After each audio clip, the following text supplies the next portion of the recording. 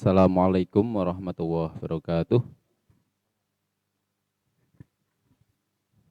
Bagaimana kabarnya untuk anak-anak siswa kelas 8? Semoga kalian baik-baik saja yang ada di rumah maupun yang ada di pondok. Nah, melanjutkan pelajaran IPA untuk materi yang lalu, sebelum materi daring kedua, daring pertama kan kita membahas tentang gerak secara biologi. Nah, terus yang daring kedua, gerak secara fisika, macam-macam gerak. Nah, untuk dari yang ketiga ini, kita akan membahas tentang dinamika partikel. Berarti apa yang ada pada dinamika-dinamika partikel itu. Kira-kira apa kalian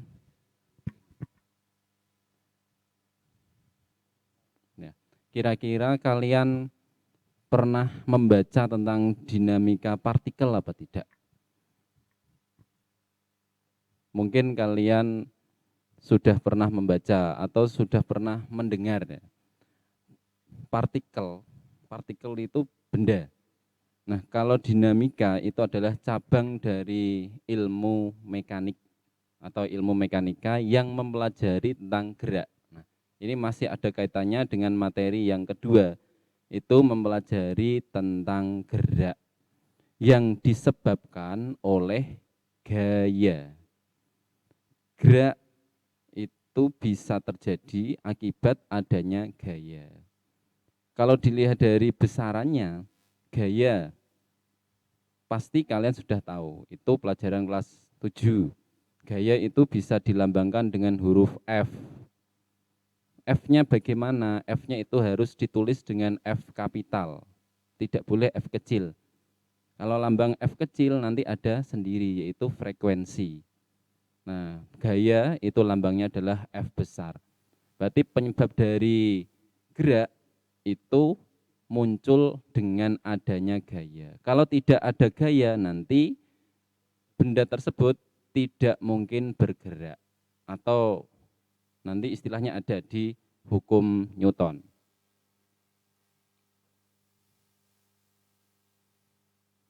Nah, tujuan dari pembelajaran daring ketiga ini, kalian diharapkan nanti mampu memahami pengertian hukum Newton 1.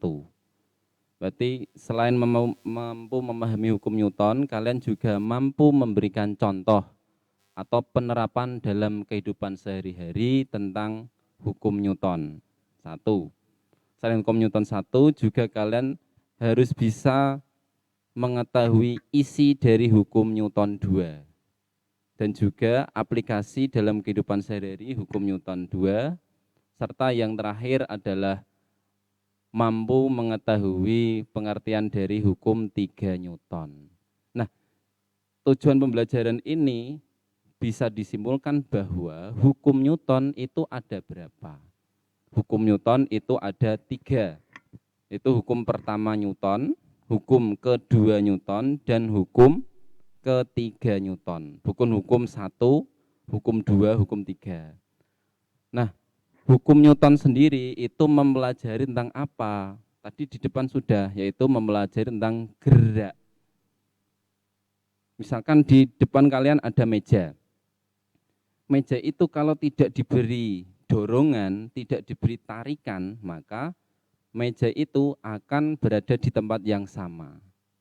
Nah, itu artinya meja memiliki sifat ingin mempertahankan keadaannya jika meja tersebut tidak diberi gaya. Macam-macam gaya, ada gaya dorong, ada gaya tarik, dan lain sebagainya. Itu contohnya. Nah, kalian bisa melihat gambar ya, melihat gambar yang ada di PowerPoint itu. Kalian bisa apa itu? Mengamati. Oh, itu ada orang naik mobil dengan kecepatan tinggi, terus apa itu menabrak dinding sehingga orang tersebut akan terpelanting atau akan terpental. Mungkin ini adalah kejadian yang sudah biasa, tapi kalau terpentalnya sampai jungkir balik seperti itu, mungkin itu terlalu dibuat-buat ya. Biasanya kan hanya terpelanting sebentar. Nah, kira-kira kalian bisa mengetahui penyebabnya apa enggak? Itu kan mungkin sudah hal yang biasa terjadi di sekitar kita.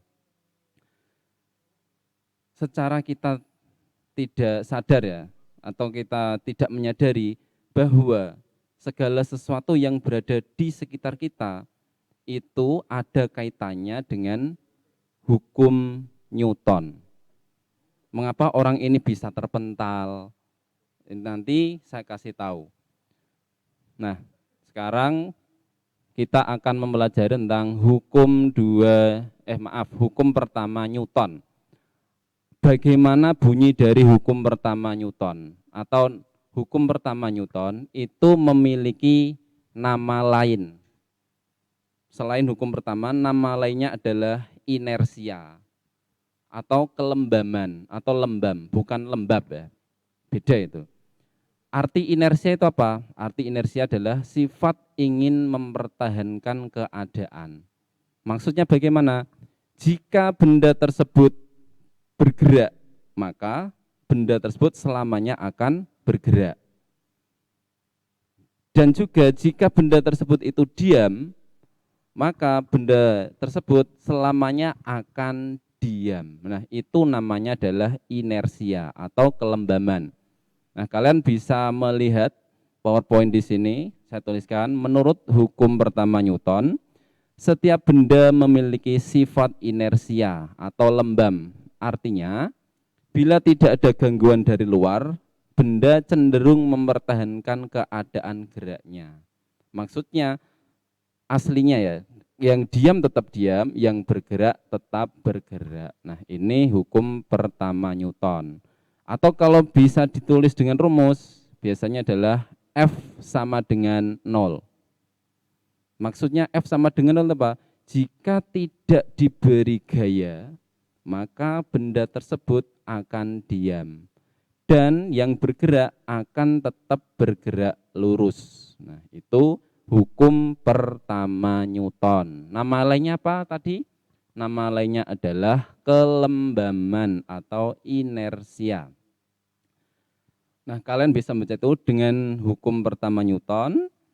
Setiap benda akan tetap dalam keadaan diam atau bergerak lurus beraturan jika gaya yang bekerja pada benda sama dengan 0. Bukan kalau bergerak lurus berubah beraturan enggak, tetapi yang benda itu bergerak lurus nanti dia akan bergerak lurus terus.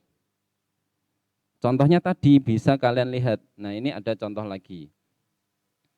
Contoh yang kedua hampir sama itu. Nah, kalian bisa mengamati gambar. Ada mobil yang di atasnya ada tangganya. Mobil tersebut melaju dengan kecepatan dan di depannya ada mobil yang berhenti. Nah, setelah itu mobilnya akan menabrak dan benda yang ada di atasnya itu akan terpental. Mengapa terpental? Karena diberi gaya. Kok bisa diberi gaya ya? Direm. Kalau enggak direm berarti gayanya apa? Itu gaya tumbukan yang diakibatkan apa?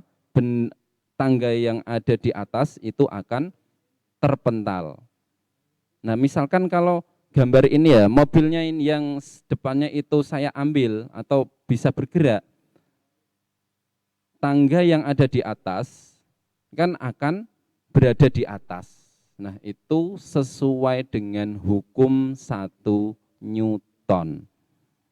Berarti hukum 1 Newton intinya itu adalah kelembaman atau inersia, sifat ingin mempertahankan keadaannya. Contoh misalkan ada orang dia belajar. Tetapi kalau ada orang yang mengganggu, pasti orang yang belajar tersebut akan marah. Nah, itu juga bisa apa? Bisa kita lihat dari segi Newton. Oh, berarti kalau orang sedang belajar dengan sungguh-sungguh, ada orang mengganggu marah. Sifat marah itu berarti kan diberi gaya. Itu sudah jelas sesuai dengan hukum pertama Newton, yaitu kelembaman. Nah, ini contoh lagi. Nah, ada orang naik motor, biar kalian nggak jenuh ya. Orang naik motor kok bisa lompat, apa itu? Bisa lompat sampai tinggi, nggak jatuh ke samping. Nah, Lompat tinggi. lompat tinggi terus, jatuhnya juga posisinya bagus.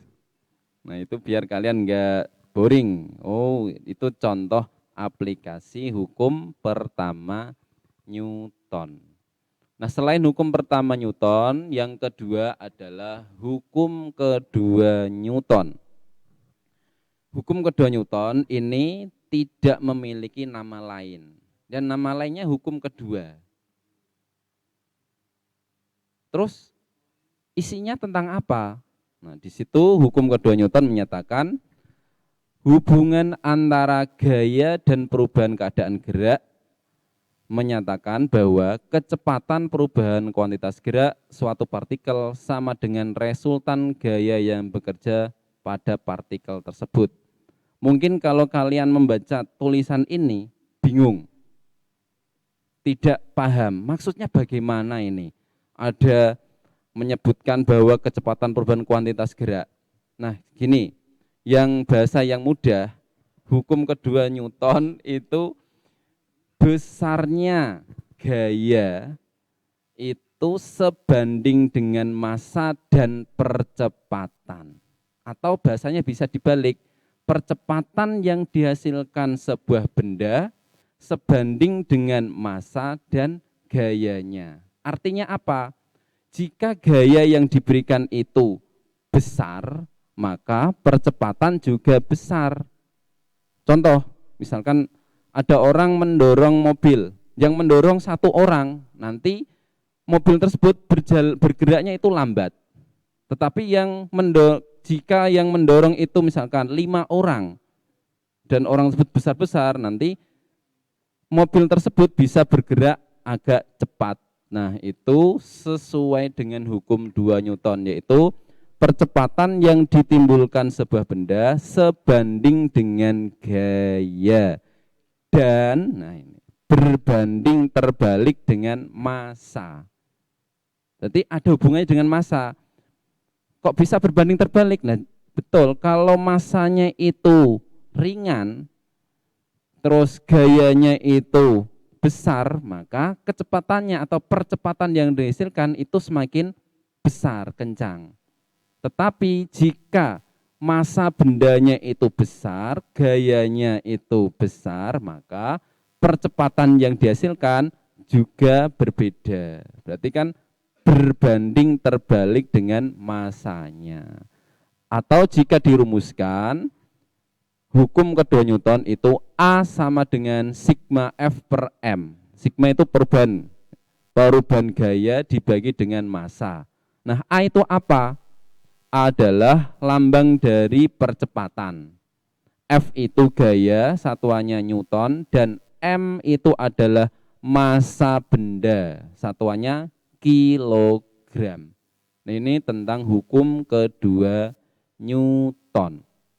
Nah, selain hukum kedua Newton, ini ada contoh aplikasi hukum kedua Newton dalam kehidupan sehari-hari. Di sini ada anak panah, terus ada partikel atau benda. Nah, biasanya gaya itu jika dilambangkan bisa menggunakan lambang anak panah. Misalkan ini saya klik, nanti ini kan benda yang asalnya diam setelah diberikan gaya, maka benda tersebut akan bisa bergerak. Nah, itu adalah aplikasi hukum kedua Newton. Berarti A sama dengan F per M. Selain hukum kedua Newton, materi yang selanjutnya adalah hukum ketiga Newton. Kalau hukum ketiga Newton ini juga memiliki nama lain. Nama lainnya adalah aksi reaksi atau aksi main reaksi atau biasa hukum alam itu. Maksudnya aksi main reaksi itu bagaimana? Kalian bisa baca, setiap gaya yang muncul berpasangan, yang satu disebut aksi dan yang lain disebut reaksi. Sehingga disebut aksi main reaksi. Atau misalkan gini, ada orang memukul dinding. Kalau orang itu memukul dinding, kan orang tersebut memberikan gaya. Nah, orang tersebut pasti akan merasakan yang namanya sakit. Nah, rasa sakit yang ditimbulkan itu penyebabnya apa? Penyebabnya adalah berasal dari gaya. Gaya apa? Ya gaya reaksi yang diberikan dinding kepada tangan. Nah, itu namanya adalah hukum ketiga Newton, aksi main reaksi. Contoh lagi, misalkan ada orang belajar. Dia belajar sungguh-sungguh. Terus orang yang satunya lagi tidak pernah belajar. Terus suatu saat dia mengikuti yang namanya ujian. Pasti orang yang belajar nanti hasilnya akan memuaskan. Dan orang yang tidak belajar hasilnya pas-pasan. Nah, itu kan sesuai dengan hukum ketiga Newton, yaitu aksi reaksi. Ada sebab, nanti ada akibat. Sebab dan akibat. Nah, itu hukum ketiga Newton. Contoh, nah di sini ada contoh. Contoh yang pertama itu kasti ya, misalkan ada bola kasti dipukul. Nah, kalau bola pasti dipukul, kalau dipukulnya itu kenceng, nanti larinya juga akan semakin cepat. Kan ada gaya aksi, ada gaya reaksi. Terus gambar yang kedua, ada apa itu, monyet. Monyet yang tangan yang satunya diikat di pohon, yang satunya ditarik. Nanti pasti monyet tersebut akan merasakan yang namanya sakit. Bisa baik bagian tangan yang kanan maupun bagian kanan tangan yang kiri. Karena apa? Karena ada gaya aksi dan reaksi. Selain itu, contoh aplikasi hukum ketiga Newton dalam kehidupan sehari-hari. Mungkin kalian pernah melihat yang namanya roket. Roket itu bisa meluncur ke atas. Penyebabnya apa? Biasanya kan kalau kalian melihat film kartun itu kan di bawahnya roket itu kan seperti ada gas atau ada api yang menyentuh tanah. Nah, itu adalah gaya aksi. Nah, tanah itu akan memberikan reaksi sehingga roket tersebut bisa meluncur ke atas. Nah, itu namanya adalah hukum Newton. Nah, tadi kalian sudah mempelajari hukum Newton. Nah, kira-kira ilmuwan atau bapak yang pertama kali mempelajari tentang Newton itu siapa? Mungkin kalian sudah kenal. Namanya adalah Isaac Newton atau Sir Isaac Newton ya. Itu sudah sesuai dengan namanya Newton, berarti berasal dari penemunya. Beliau adalah orang yang mempelajari tentang sumber gerak. Benda tersebut bisa bergerak akibat diberi gaya. Berarti sigma F, kalau ada F-nya nanti muncul yang namanya A. Kalau menurut hukum pertama Newton kan F sama dengan 0. Jika tidak ada gaya, bendanya akan diam atau akan bergerak lurus. Kalau yang hukum kedua Newton, F sama dengan M kali A atau A sama dengan F per M, itu sama saja. Terus yang terakhir, yang ketiga adalah aksi main reaksi. F aksi sama dengan F main reaksi. Kenapa main? Itu ada lambangnya main.